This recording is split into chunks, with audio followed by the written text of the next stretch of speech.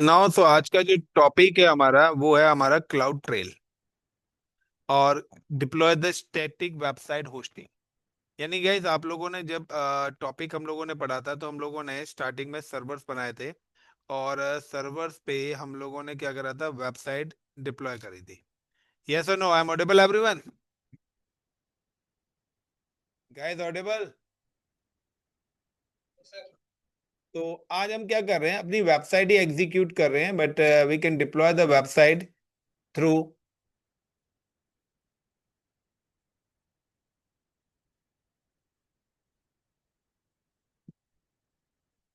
Storage.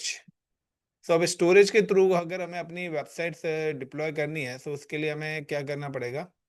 उसके लिए सबसे पहले एक चीज ध्यान रखना कि जब भी आपका जो डोमेन नेम होता है, उसी डोमेन नेम से ही आपको अपनी वेबसाइट भी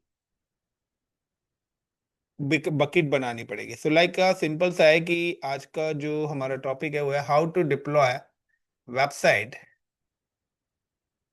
वाया S3 स्टोरेज। यानी कि मुझे अगर कंपनी को सिर्फ वेबसाइट ही रखनी है तो उसको डेडिकेटेड सर्वर लेने की जरूरत नहीं है। So like deploy websites,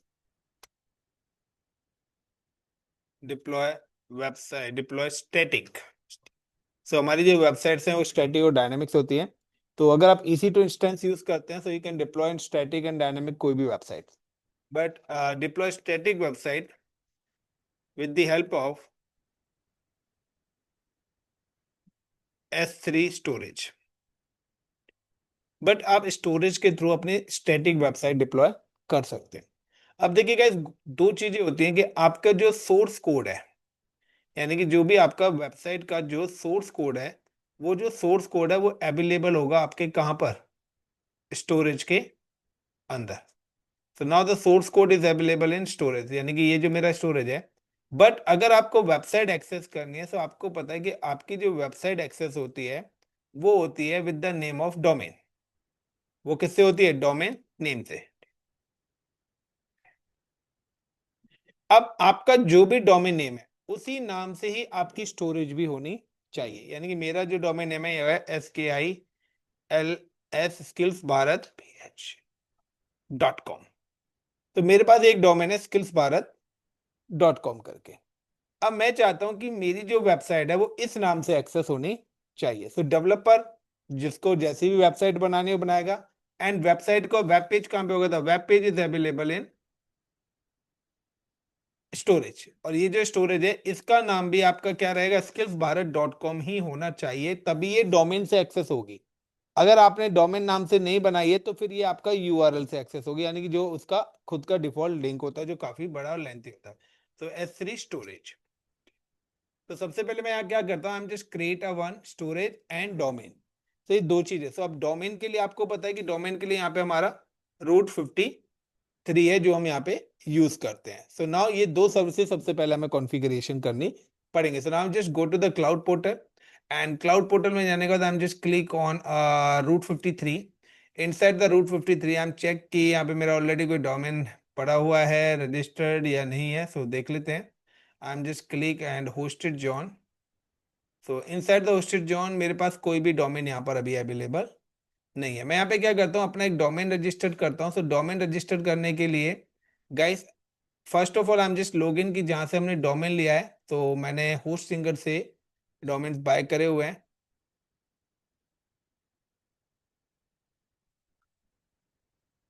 and password है इसका, जस्ट मिनट गाइस। तो मेरे पास जो पासवर्ड है मैं देख लेता हूँ किस नाम से सेव हो रखे हैं, क्योंकि इतनी सारी आईडीज हैं, इतनी इतनी जगह पे कॉन्फ़िगर हैं, तो काफ़ी सारे पासवर्ड हो रखे हैं। तो गोडेडी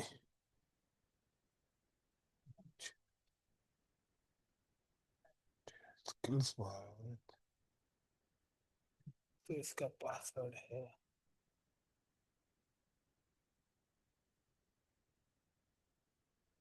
तो गाइज यहाँ से मैंने जो डोमेन ले रखे हैं, सो आपको बताता हूँ वी कैन बाय कि मेरे पास यहाँ पे 3 डोमेन्स पड़े हुए हैं।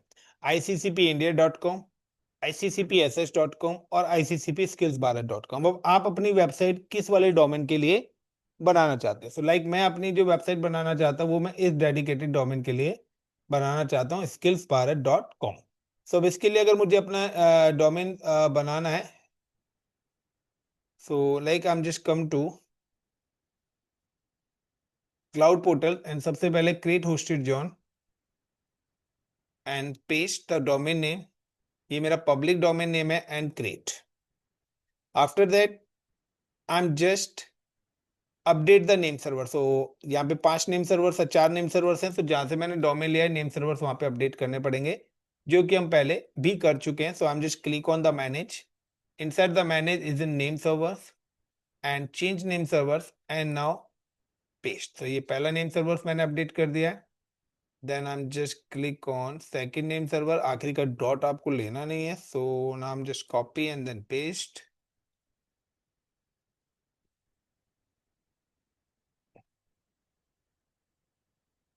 So this is the first step। अब हो सकता है कि यहाँ पे मेरे को आगे चल के और भी एरर मिल सके, क्योंकि मैं पहले ये कर ही देता हूँ, क्योंकि अगर मेरी स्टोरेज नहीं बनी इस नाम से तो मेरे को थोड़ा सा चैलेंज आएगा यहाँ पे। बट हम just click on paste.net and तो दिस इज स्टेप नंबर 1। आपको सबसे पहले अपना डोमेन रजिस्टर्ड करना है and now click on save. तो ये अप टू 48 आवर्स यहाँ पे मैसेज देगा 24 का, बट ये उससे पहले हो जाएगा अपडेट। सेकेंड नंबर पे नाम जस्ट क्रिएट अ स्टोरेज।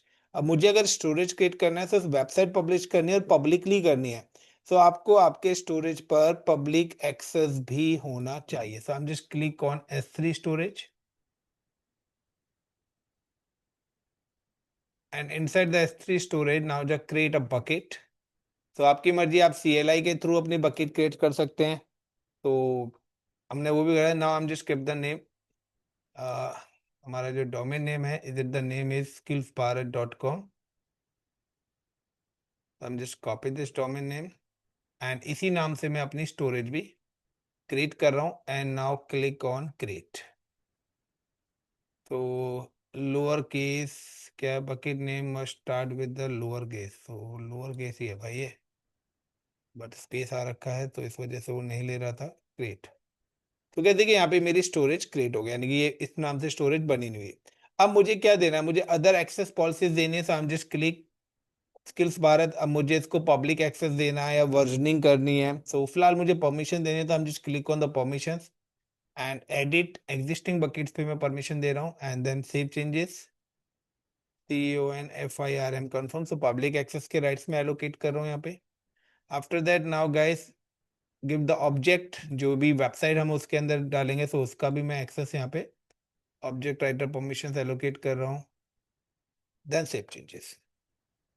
तो ये हमारे 2 पैरामीटर्स हो गए। अब मुझे क्या करना है कि मैं चाहता हूं कि ये जो वेबसाइट, ये जो स्टोरेज है, ये स्टोरेज मेरे इस डोमेन नेम से एक्सेस होनी चाहिए। तो सबसे पहले मैं यहाँ क्या करूंगा, enable static website, enable static website option मैं यहाँ पे क्या करूंगा, इनेबल करूंगा। तो गाइस अगर आपको इनेबल, और दूसरा कि जब भी आप वेबसाइट बनाते हैं तो उसके स्टैंडर्ड एक कॉमन लिंक बनता है, लाइक index.php। सो एक पेरेंट पेज बनता है जहां पर सारी रिक्वेस्ट हिट करती है। सो यहाँ पे जो है हमारे पास, मैं कहता हूँ कि हमारे पास यहाँ पर 2 हम लोगों ने वेबसाइट्स बनाई है। एक वेबसाइट ये बनाई है, दूसरी वेबसाइट हमने ये बनाई है। तो पहली तो है मेरी वेबसाइट जो कि मेरे लाइक मैं कहता हूँ like INDEX index.html। Got it. So अगर इस पर लिंक जाएगा तो वेबसाइट मेरी एक्सेस होगी। अगर ये वेबसाइट नहीं चलती है तो क्या मैसेज आना चाहिए, अगर मेरी वेबसाइट नहीं चल रही है तो क्या मैसेज आना चाहिए, तो उसके लिए मैं यहाँ पे एक और वेबसाइट बनाऊंगा like error.html and now I am just upload both page for this storage. और मैं ये दोनों के दोनों पेज क्या करूंगा, इस डेडिकेटेड स्टोरेज के अंदर क्या कर दूंगा, अपलोड कर दूंगा। So now I am just come to how to enable the static website. और जब आप स्टैटिक वेबसाइट ऑप्शंस इनेबल करेंगे तो ये ऑप्शन पूछेगा। So now you can just click on the storage, then go to the properties, और end of the properties option आएगा static website hosting, जो कि बाय डिफॉल्ट क्या हो रखी है, डिसेबल्ड है, you can just click on edit and enable. वो कहता है कि आप अपने पेरेंट फोल्डर्स के नाम दीजिए, सो लाइक INDEX index.html, जो भी मेरा पेरेंट फाइल होती है।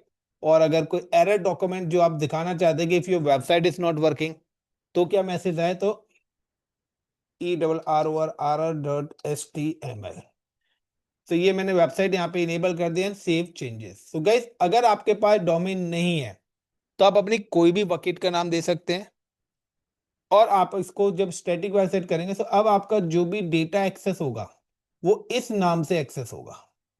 इतना बड़ा नाम आपको टाइप करना पड़ेगा, जो कि हमारे लिए पॉसिबल नहीं है। दूसरा, अगर हम इस नाम को करेंगे तो हर किसी को पता लग जाएगा कि हमारा जो सोर्स कोड है वो किस लोकेशन पे पड़ा हुआ है। नाउ कि अगर मैं यहाँ पे जाता हूँ and I am just click on here and then paste, then enter, so देखिए अभी ये आपको फॉरवर्ड एंड एक्सेस डिनाइड बोल रहा है, क्योंकि अभी हमने कोई वेब पेजेस अपलोड नहीं करे। अब मैं क्या करता हूँ कि मेरे पास दो वेब पेजेस बने हुए हैं, मैं यहाँ पे क्या करता हूँ, just come to here index. तो ये इंडेक्स नाम से एक पेज यहाँ पर बना हुआ है, और आप इसको ओपन कर सकते हैं, लाइक ओपन विद नोटपैड। तो इस पेज के अंदर मैं लिखा welcome friends, welcome to ICCP static website in India. Clear, INDIA। So ये मैंने इस तरीके से कर दिया। मैं चाहता हूँ कि ये मेरी पेरेंट वेबसाइट है जो कि ओपन होनी चाहिए। और दूसरे पे मैंने क्या करा है कि मैंने एक एरर पेज भी बना रखा है, जो कि आप बना सकते हैं, like this is called error page. सिर्फ आपको कुछ भी फाइव पेज के अंदर लिख देना, उसको सेव कर देना index.html नाम से, और एरर पेज को error.html नाम से सेव एज कर देना है। सो यहाँ पे अगर मैं बैठता हूँ तो यहाँ पर मैंने इसके अंदर लिखा हुआ है, the my website is not working. So hello friend, the ICCP static website is not working. Please try after some times or after 2 hours. Clear the points? So ये सपोज करिए मैंने यहाँ पे कंटेंट रखा हुआ है। सो अब कंटेंट, ये दोनों कंटेंट्स हैं, सो लाइक आई एम जस्ट इस वाले पेज को भी मैं यहाँ पे ले आता हूँ। सो ये मेरी दो वेबसाइट्स हैं, दोनों वेबसाइट्स को मैंने इस तरीके ना अपलोड है डेटा। अब अपलोड कैसा है, तो अगर आपने स्टोरेज मैप करी हुई है तो डेवलपर डायरेक्ट डेवलपमेंट करेगा, वो डायरेक्ट स्टोरेज में जाएगा TNT ड्राइव के थ्रू। हमने ये लैब भी ऑलरेडी करी हुई है। सो यहाँ पे फिलहाल मैं डायरेक्टली इंस्टॉल कर रहा हूँ। So I am just come to here and click on storage, and storage पे जाने के बाद now I am just click and upload. और अपलोड करने के बाद जो भी मेरी वेब पेजेस हैं, so add files in available in desktop, and यहाँ पे एरर और इंडेक्स, दोनों पेजेस को मैंने अपलोड। बट वेबसाइट क्या हो रहा है, पब्लिकली एक्सेस हो रही है। So if my website is access in publicly, so उस केस में आपको क्या करना पड़ेगा, उस केस में आपको अपने दोनों कंटेंट्स को पब्लिक एक्सेस देना पड़ेगा। और पब्लिक एक्सेस आपको तभी दे सकते हैं जब आपके पास पब्लिक राइट्स होंगे। सो like I am just select this and actions and insert the make a public and make public। Now guys कि अब आप जाके देखिए कि अब अगर मैं यहाँ पे रिफ्रेश करूंगा तो मेरे पास hello friends, welcome to ICCP static website in India लिखा आ रहा है। बट अगर ड्यू टू XYZ रीजन, अगर किसी अदर रीजन से मेरा ये इंडेक्स वाला पेज काम नहीं कर रहा है, नाउ सेलेक्ट एंड डिलीट। मैं इसको क्या कर रहा हूँ, परमानेंटली डिलीट कर रहा हूँ। सो अब प्राइमरी पेज से चला गया। सो मैंने बोला कि अगर मेरी वेबसाइट डाउन होती है तो क्या सो हो। तो now I am just again back to here and refresh करते हैं। सो चेक करते हैं कि अब क्या सही होगा। सो लाइक रिफ्रेश, अब आएगा तो my five friends, my static website is not working. But अभी ये किससे दिखाई दे रही है, इसका सोर्स कोड पता लग रहा है। Now guys you can check, आप skillsbharat.com अपने मोबाइल में मेंशन करिए और बताइए क्या वेबसाइट एक्सेस हो रही है। Everyone access with the name skillsbharat.com, SKILLS है, skillsbharat.com एंड देन इंटर। तो आगे से एस हटा देना क्योंकि हम HTTPS पे लेके चल रहे हैं इसको।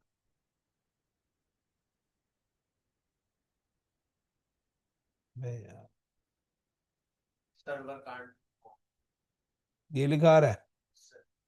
तो ये अभी क्यों लिखा आ रहा है, इसका लिखने का सबसे बड़ा रीजन है क्योंकि अभी तक इसका लिखने का रीजन क्या है, क्योंकि आप देखिए हमने कोई कनेक्टिविटी अभी स्टोरेज से डोमेन के बीच में एग्जीक्यूट नहीं करिए। तो अब हम क्या करेंगे, now connect S3 storage with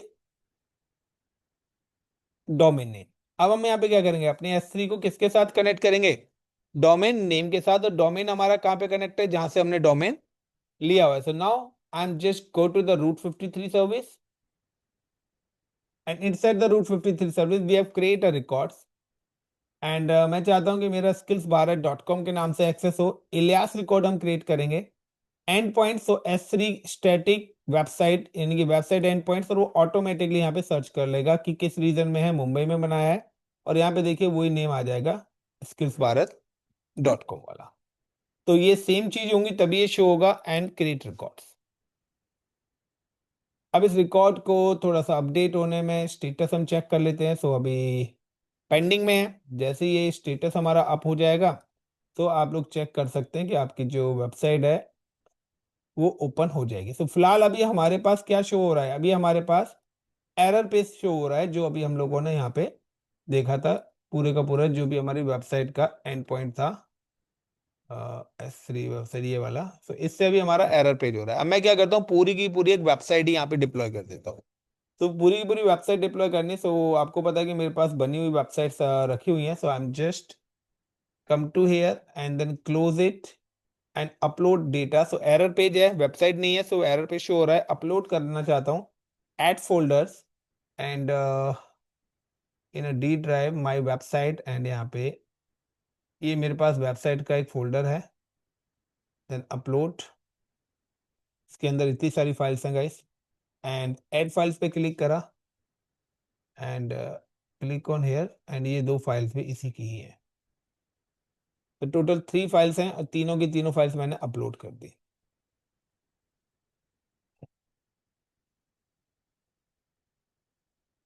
जो भी हमारा वेबसाइट का कोड है वो सारा का सारा यहाँ पे अपलोड हो जाएगा। तो नाउ वी कैन चेक कि हमारा जो स्टेटस है तो ये सक्सेसफुली हो गई है। Close it. अब मुझे क्या करना है, इन पेजेस को पब्लिक एक्सेस भी देना पड़ेगा, क्योंकि स्टैटिक वेबसाइट का मतलब है कि मुझे बार बार एक बार जो पब्लिश कर दे वो बार बार पब्लिश ना करनी पड़े। तो जितनी भी फाइल्स हैं सभी को पब्लिक एक्सेस दिया, अप्रोक्सीमेटली 1.9 MB है। तो नाउ अब हम ट्राई करते हैं। सो अब आप लोग भी ट्राई करके देखिए कि क्या। अब मैंने यहाँ पे रिफ्रेश करता हूँ तो देखिए मेरे पास ये एक वेबसाइट आ गई यहाँ पे। Clear the point. अब मुझे इसको अगर नाम से एक्सेस करना है तो same as I am just type the skillsbharat.com, enter करता हूँ, सो यू कैन सी, और आप लोग भी चेक कर सकते हैं skillsbharat.com। और गाइस रिप्लाई इट्स वर्किंग और नॉट। तो स्टैटिक वेबसाइट होस्टिंग्स आपको आनी चाहिए। सो आपके पास जब मैसेज आता है कि आप 1500-2000 रुपए में अपनी वेबसाइट बनवाइए और पब्लिश कराइए विद होस्टिंग, तो गाइस वो आपकी जो वेबसाइट है वो आपकी वेबसाइट को स्टोरेज के थ्रू करते हैं।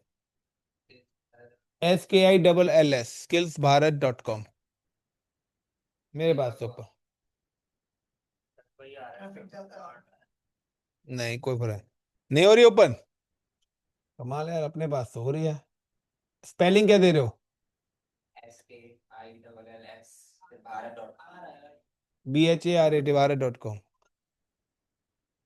अब वही है ना, मोबाइल का रिचार्ज को ज्यादा ही करा लिया होगा तुम लोगों ने। दे पीछे वाले का खुल गया है, उसका भी खुल गया है। तेरा चाइनीज फोन तो नहीं, आईफोन? क्या चाइनीज फोन है? Is it clear everyone? अब गाइस देखिए दूसरा यहाँ पे ऑप्शन है कि चलिए ये वाली पहली लैब हुई, सो मैं फिलहाल रूट 53 को डिलीट कर देता हूँ। सो होस्टेड जोन के अंदर जाएंगे, तो जब भी आपको रूट 53 डिलीट करना है, सो सबसे पहले आपने इसके अंदर जो भी रिकॉर्ड्स बनाया है, सो NS और start of authority records, name server records, ये दो अपने आप बनते हैं। हमने ये वाला रिकॉर्ड्स बनाया एंड डिलीट रिकॉर्ड्स, क्योंकि जब तक आप अपना रिकॉर्ड डिलीट नहीं करेंगे आपका रूट 53 भी डिलीट नहीं होगा। After that now you can just delete the hosted John. Sir ये आ गया सर कुछ मेरे में। हाँ तो ठीक है ना, सही आ रहा है। थोड़ी लेट है। Then click. Guys after that अब यहाँ पे नेक्स्ट पॉइंट हम क्या करने वाले हैं कि देखिए मैंने अभी यहाँ पर कल हम लोगों ने कुछ यूजर्स बनाए थे। अब कोई कैंडिडेट ये कहता है कि मैं डेली पढ़ रहा हूँ,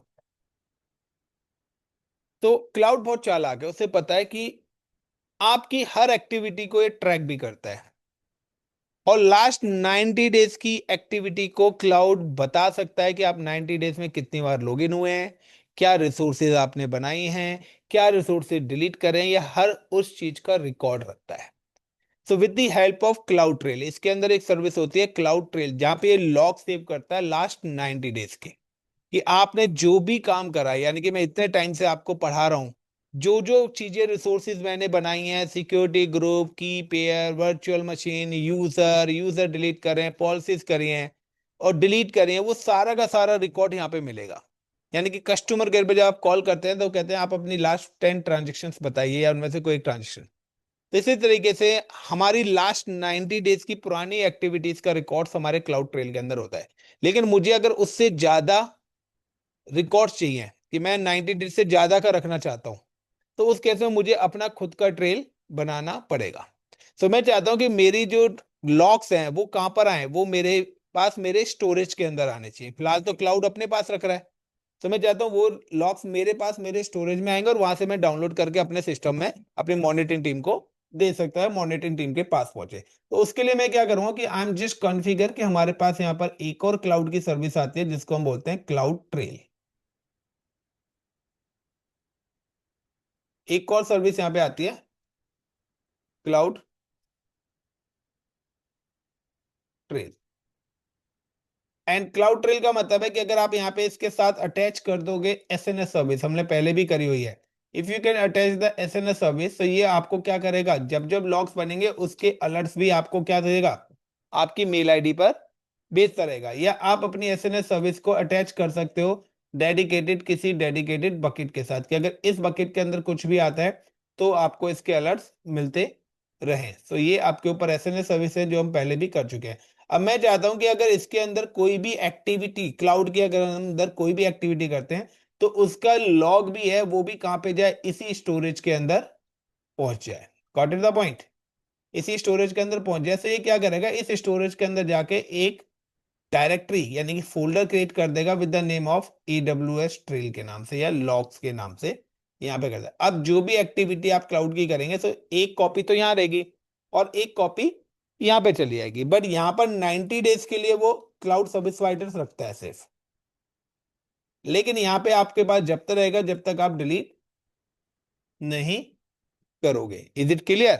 सो लाइक कि अब पहले हम चेक करते हैं कि लास्ट टाइम से अब तक हमने क्या क्या चीजें करी हैं। लास्ट 3-4 क्लासेस में हम लोगों ने क्या क्या चीजें बनाई हैं। सो हमने कल यूजर 1, यूजर 2, राज यूजर्स, ये सारी चीजें बनाई थी और डिलीट भी करी थी। So now you can see I am just go to the cloud portal again and click on cloud trail.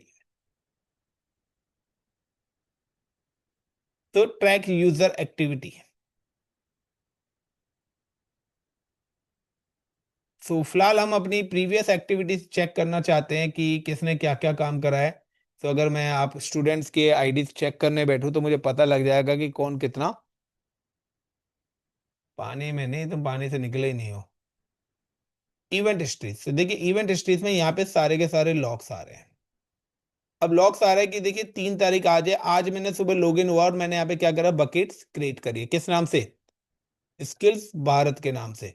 तो क्रिएट बकेट्स करी है, उसको मैंने राइट्स दिए हैं, उसके अंदर कुछ पुट करा है। तो आप जो भी देखना चाहते हैं लाइक क्रिएट बकेट भी करिए, तो आपको यहाँ पे बताएगा किस नाम से करी है, किस आईपी से। जिस जगह पर आप बैठ के काम कर रहे हो उसका आईपी है, यानी कि मैं जिस सिस्टम पे बैठा हूँ इस सिस्टम का पब्लिक आईपी अगर आप देखेंगे तो ये आपको आपका पब्लिक आईपी भी दिखाएगा, लाइक अ माई PIP, माई पब्लिक आईपी। तो अगर मैं यहाँ पे अपना पब्लिक आईपी देखता हूँ तो देखिए वो आपको मेरा का सोर्स बता देगा कि मेरा पब्लिक आईपी क्या है। 120.236 और यू कैन सी द 120 कहाँ पे गया, कितो गया, ये रहा 120.236। तो इस लोकेशन से और इस रीजन में बैठ के आपने क्या करा है, इस डेडिकेटेड डेट और टाइम पर आपने क्या करा है, एक स्टोरेज बनाया है। इसके अलावा अगर आपने कुछ भी काम करा, लाइक अगर मैं प्रीवियस में जाते हैं, यूजर 1, यूजर 2 ये रूट्स बनाए थे, ठीक है ना। अब यूजर 1 के थ्रू क्या क्या काम करा, तो क्रिएट सिक्योरिटी ग्रुप, हमने सिक्योरिटी ग्रुप भी क्रिएट करा। सो यहाँ पे देखिए हर डेट बाय डेट एक्टिविटी आ रही है। राज यूजर्स भी हम लोगों ने बनाए थे, इफ यू रिमेंबर। सो मैं मोस्टली रूट यूजर से लॉगिन होके काम कर रहा था। सो यहाँ पे सारी की सारी इंफॉर्मेशन आपके पास आ रही है, but it's event history show you the last 90 days. ये इवेंट हिस्ट्री आपको लास्ट 90 डेज की ही शो होगी, बट मैं अपने पास लॉन्ग टर्म रखना चाहता हूँ, सो इसके लिए नाम create my on trade, I am just click on dashboard and create a trail. तो ट्रेल क्रिएट करने के टू वेज हैं, या तो आप स्टोरेज से जाके भी ट्रेल क्रिएट कर सकते हो, प्रॉपर्टीज में जाके ऑप्शन आता है, या आप यहाँ से जाके दे दीजिए my log, log create a new location. तो एक नई स्टोरेज बनाना चाहते हैं तो इस नाम से स्टोरेज बना देगा, या यूज एग्जिस्टिंग, तो हम लोगों ने एक एग्जिस्टिंग बनाई हुई है, ब्राउज करके सिलेक्ट कर लेते हैं। मनीष वाले में रखना चाहते हैं स्किल्स भारत, से मैं कहता हूँ भाई हमारे पास एक स्टोरेज है, इसी के अंदर कर दो। And enable log for SSC encryption मैं अनचेक कर देता हूँ। एंड वो आपसे कह रहा है नोटिफिकेशंस, यानी कि एसएनएस अलर्ट्स आपको चाहिए, तो आप यहाँ पे इनेबल कर दीजिए। एंड नेक्स्ट, तो इसके बाद नेक्स्ट एंड क्रिएट ट्रेल। तो गैस ये एक ट्रेल क्रिएट हो गया है, यानी कि आप कोई भी लॉग बनेगा तो वो लॉग कहाँ पर आएंगे, मेरे skillsbharat.com के अंदर आके सेव होंगे अप टू 5 मिनट्स। नाउ अब इसके बाद नेक्स्ट पॉइंट क्या आता है कि मुझे अगर पता है स्टोरेज के, हम लोगों ने एक S3 स्टोरेज भी एग्जीक्यूट करा हुआ है यहाँ पे। सो अभी देखिए, अभी इसके अंदर कुछ नहीं आएगा। सो यहाँ पे देखिए एक फाइल आ गई आपकी AWS लॉक के नाम से। Clear the point. अब AWS लॉक के अंदर जाके मैं अगर क्लिक करूंगा तो ये अकाउंट आईडी आ रही है, अकाउंट आईडी के बाद आ रहा है क्लाउड ट्रेल, और क्लाउड ट्रेल के अंदर अब जिस भी रीजन में मैं काम करूंगा हर रीजन के लॉक्स यहाँ पे आएंगे। तो अभी तक क्या है कि क्लाउड ट्रेल बनाने के बाद मैंने अभी कोई चीज डिलीट वगैरह करी ही नहीं है। सो मैं यहाँ पे क्या करता हूँ, delete a one S3 storage. मैं यहाँ पे क्या करता हूँ, एक S3 स्टोरेज मेरे पास बनी हुई है with the name of the Manish. Now I am delete this storage, delete, and name of the storage is Manish India, control C and control V and then delete। and after that now कि I'm just going VPC, मैं देखता हूँ मेरा कोई network तो नहीं बना हुआ, वो भी हम डिलीट कर लेते हैं। I'm just click on VPC and then click on your VPC। so यहाँ पे एक मेरे पास एक नेटवर्क भी बना हुआ my VPC, I'm delete the VPC also।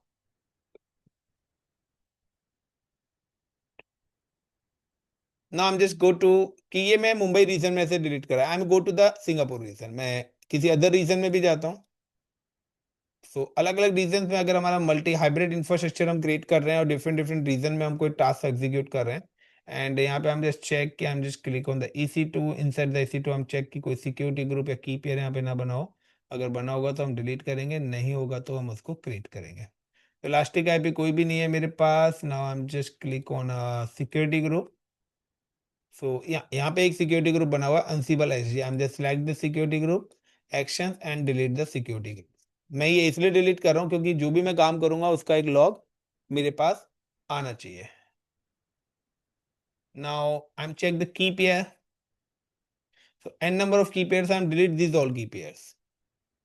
तो क्या जब इसके लॉग्स आएंगे तो घबराना मत, क्योंकि उन लॉग्स को देख के टेंशन शुरू हो जाती है बंदों की।